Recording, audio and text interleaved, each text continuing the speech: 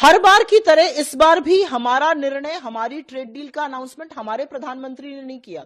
इस बार भी भारत की अस्मिता, हमारी स्वाधीनता, हमारी संप्रभुता पर धब्बा लगाते हुए अनाउंसमेंट डोनाल्ड ट्रंप ने किया। और डोनाल्ड ट्रंप ने अपनी ट्वीट में बहुत विस्तृत तरीके से कुछ बातें बताई हैं और प्रधानमंत्री का अभिनंदन किया जा रहा है। अमेरिका ने कहा वो हम पर 18% टैरिफ लगाने जा रहा है। हमारे ऊपर अमेरिका अभी तक 3% से कम टैरिफ लगाता था। 3% से कम टैरिफ अब 18% पे लगेगा, इसलिए प्रधानमंत्री को माला पहनाई जा रही है। हम अमेरिकन गुड्स पर अभी तक 30 से 100% तक टैरिफ भी लगाते थे, एग्रीकल्चरल गुड्स पे और भी ज्यादा लगाते थे। अब हम 0% टैरिफ लगाएंगे और प्रधानमंत्री को माला पहनाई जा रही है।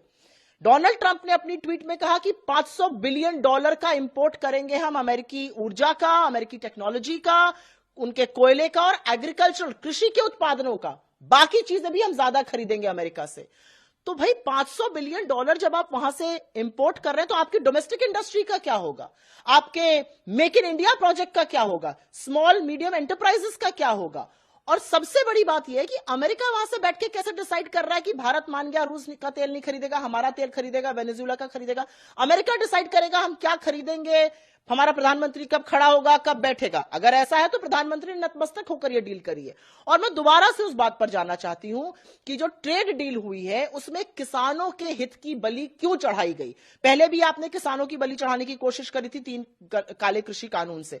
अब आप फिर से अमेरिका के साथ एक डील करके बैठे हैं। और सबसे अचंभित करने वाली बात यह है कि सारे डिटेल्स अमेरिका के प्रेसिडेंट के थ्रू आ रहे हैं। वहां की जो कृषि सेक्रेटरी, एग्रीकल्चर सेक्रेटरी हैं, वो खुशी मना रही है और कह रही है अब हम ताबड़तोड़ तरीके से अपना एग्रीकल्चरल प्रोडक्ट इंडिया भेजेंगे। और हमारे यहां अभी तक स्वीटअपक सन्नाटा है, सूत्रों के माध्यम से आप लोग खबरें चला रहे हैं। अरे ये राष्ट्रीय सुरक्षा का मामला है, राष्ट्रीय ट्रेड का मामला है।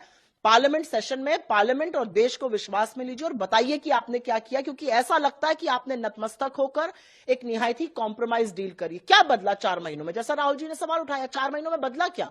आपने एक डील करी लेकिन उससे हिंदुस्तान का फायदा कैसे